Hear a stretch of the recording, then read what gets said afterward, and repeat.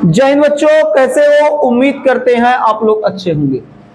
प्यारे बच्चों, आज का क्लास लेकर फिर आप सबके बीच उपस्थित हो गए हैं। आज के क्लास में हम लोग अध्ययन करने वाले हैं मधुमक्खियों में लिंग निर्धारण। आज के क्लास में हम लोग सीखेंगे जो मधुमक्खियां होती हैं उनमें लिंग निर्धारण कैसे होता है। आज के क्लास में हम लोग जानेंगे। अगर आप अच्छे से पढ़ना चाहते हैं, बायोलॉजी अच्छा सीखना चाहते हैं, तो आपसे एक छोटा सा निवेदन करना चाहेंगे कि क्लास के अंत तक बने रहिएगा। कम से कम एक लेक्चर पूरा देखिए, तब आपको समझ में आएगा कि वास्तव में पढ़ाया क्या जा रहा है। ये बहुत ही ज्यादा छोटा टॉपिक है, बहुत बड़ा टॉपिक नहीं है, बहुत छोटा टॉपिक है। और अगर आप इसे अच्छे से समझने का प्रयास करेंगे, तो मैं जानता हूं कि आपको दिक्कत नहीं होगा।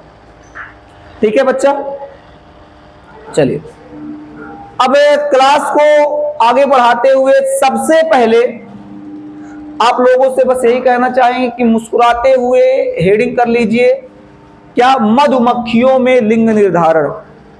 मधुमक्खियों में लिंग निर्धारण, ठीक है।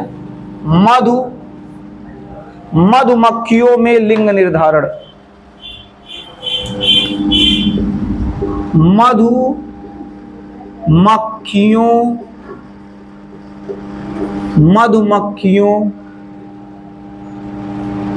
में लिंग निर्धारण।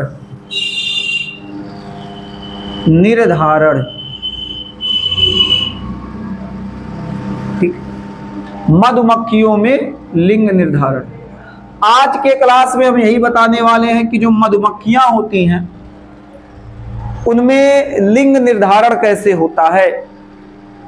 मेरे देश के नौजवान, लिंग निर्धारण के लिए सबसे जरूरी चीज क्या है? एक नर होना चाहिए, नर मक्खी, एक मादा। तो नर मादा के संयोग से ही भाई लिंग निर्धारण होगा। कैसे होगा वो बाद में समझते हैं, पहले समझते हैं लिंग निर्धारण क्या होता है। तो बच्चा हम लोग कह सकते हैं मधुमक्खियों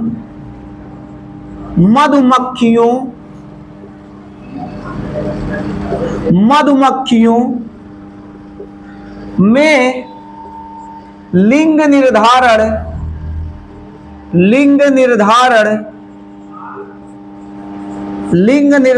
को मधुमक्खियों में लिंग निर्धारण को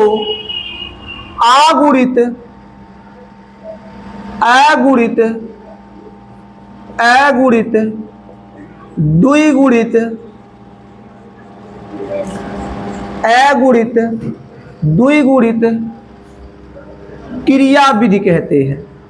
क्रिया विधि कहा जाता है, लिख लीजिए, विधि कहा जाता है या कहते हैं।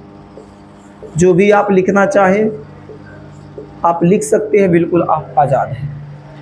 यानी बच्चा जो मधुमक्खी होती है उनमें जो लिंग निर्धारण होता है, उस लिंग निर्धारण को हम लोग अगुणित द्विगुणित क्रिया विधि कहते हैं। अगुणित द्विगुणित क्रिया विधि यानी यही लिखा गया है, जो मधुमक्खियां होती हैं, मधुमक्खियों में लिंग निर्धारण को अगुणित द्विगुणित क्रिया विधि कहा जाता है। अब सबसे बड़ा प्रश्न मन में आएगा, अगुणित द्विगुणित क्या है? बच्चा ध्यान से समझेंगे, सुनेंगे तो दिक्कत नहीं होगा। देखिए, अगुणित द्विगुणित, कुछ मक्खियां अगुणित होती हैं, कुछ होती है द्विगुणित। अगुणित का मतलब होता है n इज इक्वल टू 16 यानी 16। बच्चा अगुणित क्या है? तो अगुणित क्या होता है पहले इसको ही हम समझा देते हैं।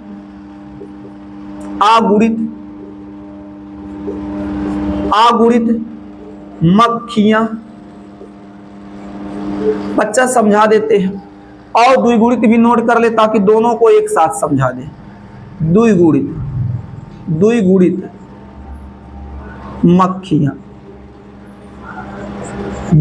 मक्खियां, अगुणित द्विगुणित मक्खियां। तो अभी थोड़ा देर पहले बता रहे थे, जो अगुणित मक्खियां होती हैं वो n होती हैं। n मतलब 16। अब कहेंगे मास्टर कुछ समझ में नहीं आ रहा, तो बता देते हैं। देखिए जो आगुड़ित मक्खियां होंगी, जो आगुड़ित होगा, जब ए शब्द आपके सामने आएगा तो आप इसे यन मानकर चलेंगे। क्या मानेंगे?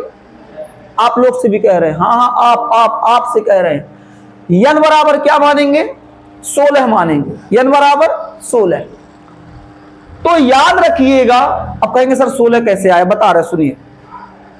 आगुणित जब शब्द आपके सामने आएगा तो वहां आप यन लेकर चलेंगे, और जब द्विगुणित आएगा तो यन में द्वि लगा देंगे तो द्विगुणित हो जाएगा।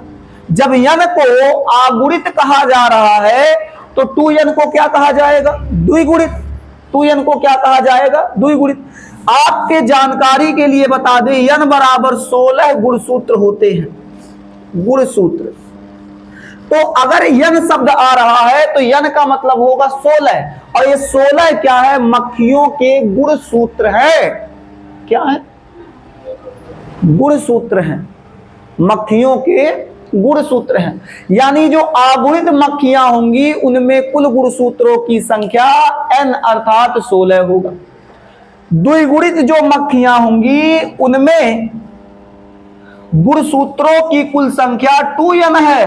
तो 2 into n is equal to कितना दिया है? 16। तो 16 दूना कितना हो जाएगा? 32। यानी द्विगुणित मक्खियों में कुल 32 गुणसूत्र होते हैं। गुणसूत्र होते हैं। आगुणित मक्खियों में कुल 16 गुणसूत्र अर्थात यन होता है। द्विगुणित मक्खियों में 2n अर्थात 32 गुणसूत्र होते हैं। अब समझ में मास्टर ए नहीं आ रहा कि द्विगुणित मक्खियां कौन है, आगुणित मक्खियां कौन है। बच्चा, द्विगुणित शब्द जब आपके सामने आएगा, 32 गुणसूत्र वाली बात आएगा, तो यहां मादा मक्खियां होंगी। मादा मक्खियां होंगी। और जब बच्चा, बात सुनिएगा, जब आगुणित शब्द आएगा तो ये नर मक्खियां हैं। नर मक्खी। ठीक है? क्या है? नर मक्खी। तो आगुणित मक्खी की बात जब किया जाएगा तो इन्हें आप नर कहेंगे, और द्विगुणित की बात किया जाएगा तो इसे आप मादा कहेंगे। जो आगुणित अर्थात नर मक्खी है इसे ड्रोन के नाम से जाना जाता है। ड्रोन मक्खी भी कहा जाता है। ड्रोन, ड्रोन की तरह उड़ते हैं सब, ड्रोन मक्खी कहा जाता है। और द्विगुणित मक्खी जो होती हैं, जो मादा हैं, इन्हें बच्चा रानी मक्खी कहा जाता है, या श्रमिक मक्खी। श्रमिक मक्खी। अब रानी श्रमिक क्या एक ही है या अलग अलग, तो अभी थोड़ा देर बाद बताएंगे। बस इसमें रानी या श्रमिक मक्खियां आती हैं। तो इतना बात आपको समझ में आ गया होगा। आगुणित क्या है, द्विगुणित क्या है। यन बराबर 16 गुणसूत्र अगर होगा तो नर यानी ड्रोन मक्खी की बात हो रही है, और 2n बराबर 32 गुणसूत्र की अगर बात हो रहा है, यानी द्विगुणित की बात हो रहा है, तो मादा मक्खी की बात हो रही है, जिसमें रानी और श्रमिक मक्खियों की बात हो रही है। देखिए बच्चा, आपके जानकारी के लिए बता दे, रानी मक्खी अलग है, श्रमिक मक्खी अलग है।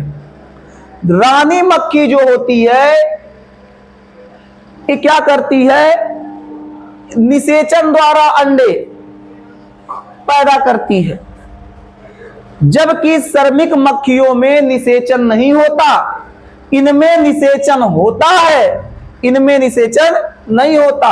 ये बाज मक्खियां होती हैं, ये सब काम करती हैं। जो श्रमिक मक्खियां हैं करने के लिए तो सब काम करेंगी, लेकिन ये क्या करती हैं? बच्चा पैदा नहीं करती। बच्चा पैदा नहीं करती, यानी अंडे नहीं देती। उम्मीद करते समझ में आ गया। ठीक है?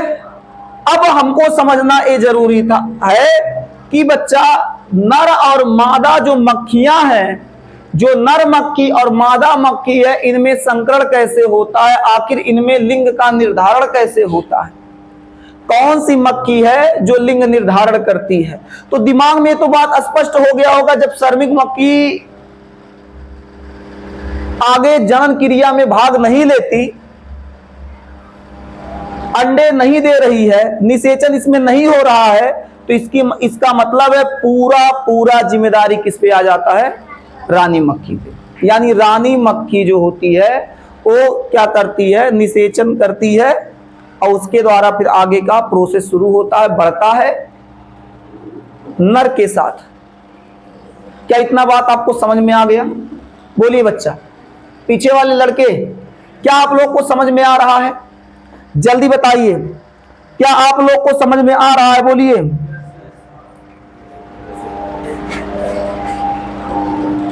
बोल दीजिए, पीछे वाले समझ में आ गया? आप लेट आए तो आपको कैसे समझ में आ गया? मां कसम खड़े झूठ बोल रहे हो। देख रहे हो खतरनाक इनकी भाषा। कह रहे सर यस सर समझ में आ गया, लेकिन वास्तव में समझ में कहा है? जब आधा पहुंच चुके थे तभी आए हैं तो कैसे समझ में आ गया? पढ़ के आए हैं क्या? पढ़ के आए हैं? कितना लोग नोट्स पढ़ के हाथ ऊपर करें? कितना लोग नोट्स पढ़ के आए हैं? कितना लोग नोट्स पढ़ के आए हैं?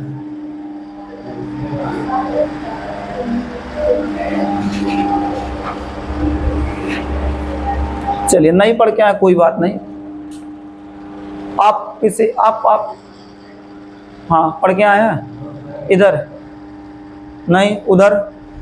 बहुत अच्छी, क्या बात है, पूरा क्लास एकदम ईमानदार हो चुका है यार। यही तो ईमानदारी चाहिए। पूरा क्लास इतना ईमानदार है कि मतलब क्या बताऊं, मन तो कर रहा चुल्लू भर पानी शुरू के मर जाए। हाँ, न जिएंगे न पढ़ाएंगे। आइए आगे बढ़ते हैं। तो बच्चा, द्विगुणित मक्खियां, अगुणित मक्खियां। द्विगुणित मक्खियां क्या होती हैं? सुन लो, ए वे मक्खियां होती हैं, ए वे मक्खियां हैं या मक्खियां होती हैं, ए वे मक्खियां होती हैं जो माता पिता, माता पिता कह लो चाहे नर मादा कह लो, जो नर मादा के मिलाप, मिलाप मतलब समझते हैं? नर मादा के मिलाप, मिलाप यानी, मिलाप का मतलब क्या होगा? मिलाप यानी निषेचित, निषेचित अंडे से पैदा होती है, अंडे से पैदा होती है, होती। यानी बच्चा यहां लिखा गया ए वे मक्खियां होती हैं जो नर मादा के मिलाप, नर मादा के मिलाप यानी निषेचित अंडे से पैदा होती है। यानी जो मादा मक्खियां हैं, चाहे वो रानी हो चाहे श्रमिक, ये निषेचित अंडे से, ऐसा अंडा जो निषेचन कर चुका है, जिनमें निषेचन हो गया है, उस अंडे से मादा मक्खियों का जन्म होता है। जबकि जो नर मक्खी होते हैं, ए वे मक्खी हैं, या ऐसे लिख दें, ए वे मक्खी हैं, वह बतिया तो है, जो बिना निषेचन के, बिना निषेचन के पैदा होते हैं।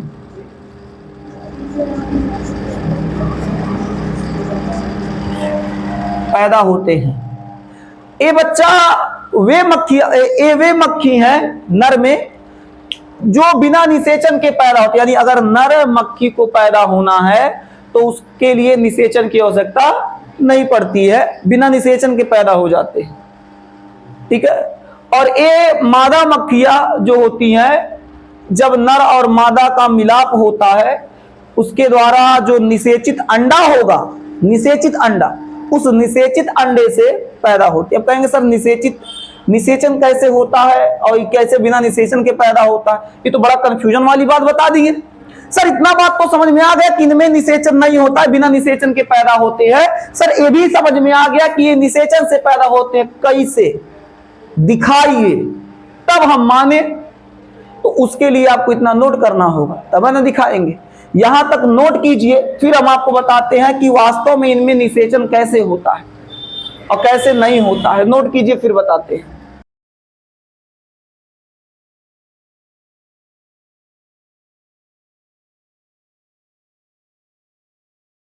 मेरे देश के नौजवान, हम लोग समझते हैं आखिर जो नर यानी ड्रोन मक्खी है वो बिना निषेचन के कैसे बन जा रहा है, और जो मादा मक्खियां हैं उनमें निषेचन कैसे हो रहा है।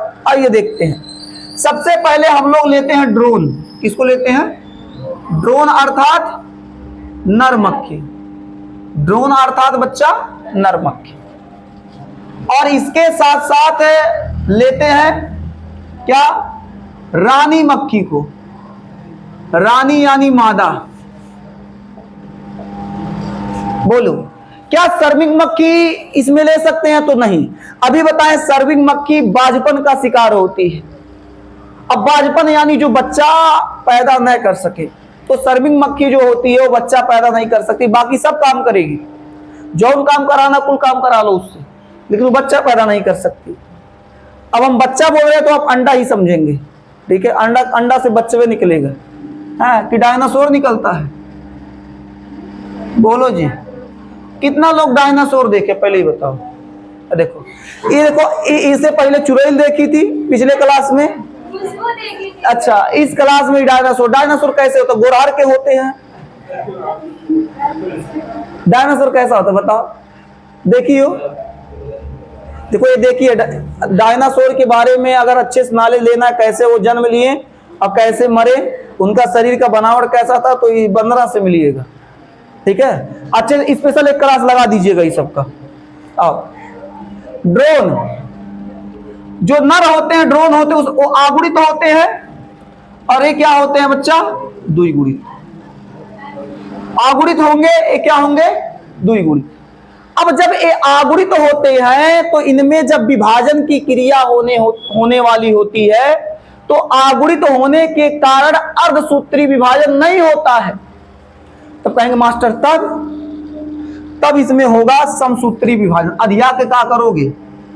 अर्धसूत्री विभाजन क्या यहां होगा? नहीं होगा।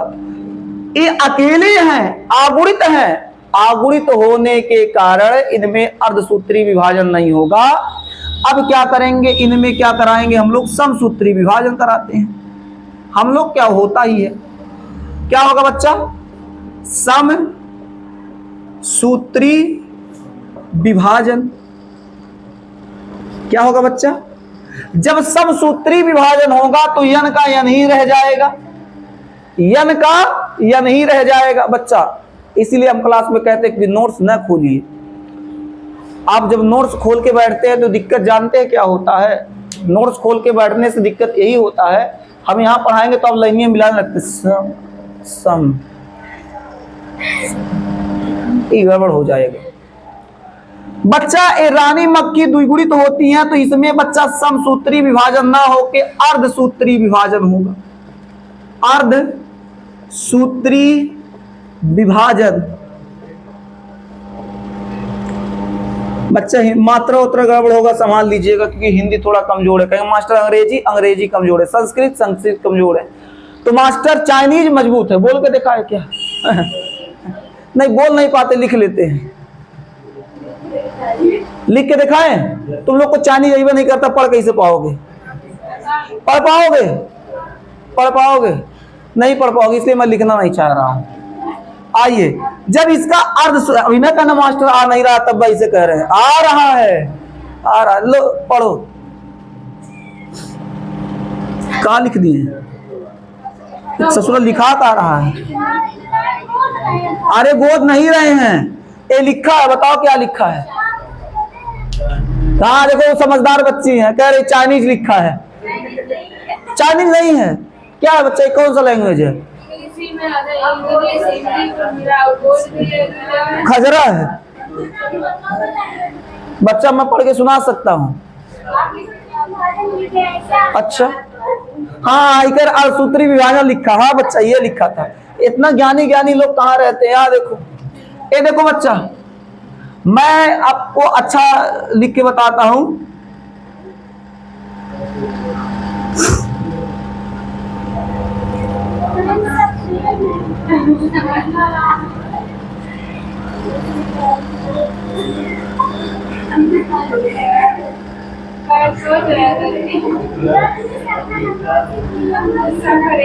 बताओ क्या लिखा है, बताओ। हाँ देखो, हम कहे ना हमको आता है, तुम लोग को नहीं पढ़ पाओगे, कहे थे कि नहीं? बताओ ईमानदारी से बताओ, कहे थे कि नहीं? पीछे वाले कहे थे कि नहीं? कहे थे ना? बताओ पढ़ के।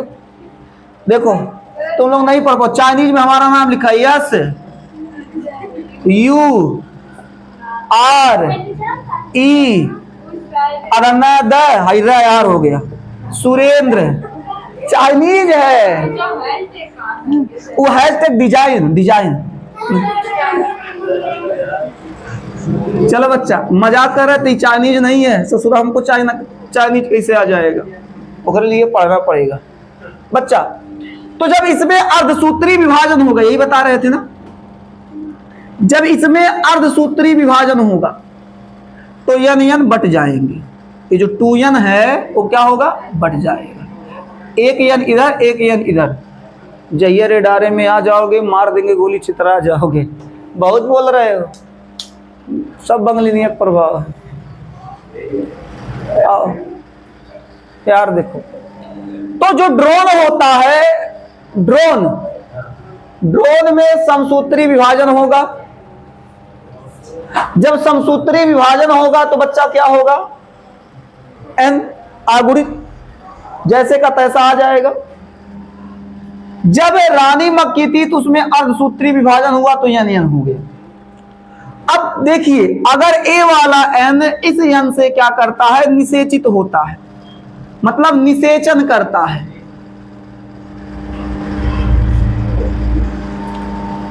अगर ए वाला यन इस यन से निषेचन करता, मतलब ए दोनों में निषेचन होगा तो क्या बनेगा बच्चा, 2 यन बनेगा कि नहीं बनेगा। और जब 2 यन बनेगा तो ये बताओ मादा मक्खी बनेगी। मादा में चाहे बच्चा वो क्या बनेगी, चाहे रानी बने चाहे श्रमिक मक्खी बने। तो यही तो आपको बताए थे, यही आपको बताए थे कि जो मादा मक्खियां होती हैं वो नर और मादा के मिलाप यानी निषेचित अंडे से पैदा होती हैं। यही बताए थे, पैदा हो गई निषेचित अंडा। समझ में आ गया कैसे हुआ। आपको एक और चीज बताए थे कि जो ड्रोन होते हैं वो बिना निषेचन के होते हैं, मतलब उनमें निषेचन नहीं होता फिर भी पैदा हो जाते हैं। बताओ किसके साथ निषेचन करेगा, कौन दिख रहा है निषेचन लायक कौन, तो नहीं होगा, तो इसमें निषेचन नहीं होगा। क्या होगा, निषेचन नहीं होगा, यानी बिना निषेचन, यानी निषेचन नहीं होगा, बिना निषेचन, निषेचन नहीं होगा। जब निषेचन नहीं होगा बच्चा तो यन का यन रह जाएगा। तो इसका मतलब बच्चा, इसका मतलब जो रानी मक्खी है, रानी मक्खी में जब अर्धसूत्री विभाजन हुआ तो उसमें जो निषेचन नहीं हुआ गुणसूत्र, ठीक है, तो ज्यों का त्यों आ गया, यानी ये क्या नर बनाएगा। नर बोले तो ड्रोन, नर मतलब ड्रोन। तो इसमें 2 यन अर्थात 32 हो जाएगा और इसमें यन यानी 16। बताओ मधुमक्खियों में क्या लिंग निर्धारण समझ में आ रहा है, आ रहा नहीं, आ गया, बोलो आ गया। कैसा लगा, मजा आया कि नहीं, मजा आया। तो आज का क्लास बहुत छोटा था, आज के लिए बस इतना ही। कैसा रहा क्लास, अच्छा रहा। फिर मिलते हैं आपसे अगले क्लास में। क्लास कैसा लगा अपना राय कमेंट में जरूर दीजिएगा, और अगर पहली बार आए हैं तो चैनल को सब्सक्राइब कर लीजिए, और नहीं किए हैं तो अगर कर लिए तो बहुत बहुत धन्यवाद। और अपने मित्रों के साथ शेयर कीजिए ताकि उनका भी भला हो सके, ठीक है। हम केवल कह सकते हैं, बाकी हम आपके ऊपर छोड़ते हैं। फिर मिलते हैं अगले क्लास में, तब तक के लिए जय हिंद।